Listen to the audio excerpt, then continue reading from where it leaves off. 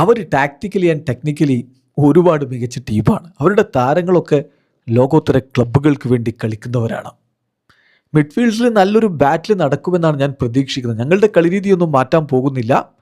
തീർച്ചയായിട്ടും ഞങ്ങൾ അഗ്രസീവായിട്ട് തന്നെ കളിക്കും, അതുപോലെ വെൽ ഡിസിപ്ലിൻഡുമായിരിക്കണം.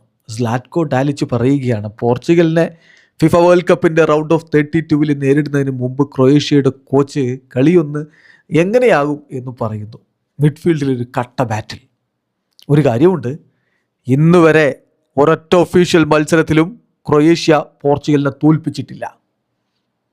അപ്പോൾ ക്രൊയേഷ്യൻ കോച്ച് പറയുന്നു, അവർ പോർച്ചുഗീസുകാർ നോക്കൗട്ട് ഗെയിമുകളിൽ ഒരുപാട് എക്സ്പീരിയൻസ് ഉള്ളവരാണ്. ഞങ്ങളും സ്ട്രോങ് തന്നെയാണ്.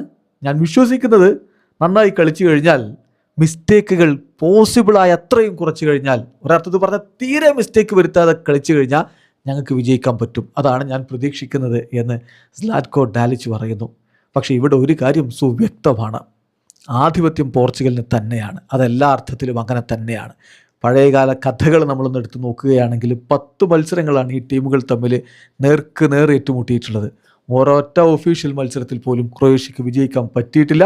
ആകെ ജയിച്ചത് ഒരേ ഒരു ഫ്രണ്ട്ലി മത്സരമാണ്. 7 കളികൾ പോർച്ചുഗൽ വിജയിച്ചപ്പോൾ 2 കളികൾ സമനിലയായി മാറുകയും ചെയ്തു. അത് പഴയ കഥ. പക്ഷെ ഇപ്പോൾ 2 കിടിലൻ ടീമുകൾ തമ്മിലുള്ള ഒരു കിടിലൻ പോരാട്ടം.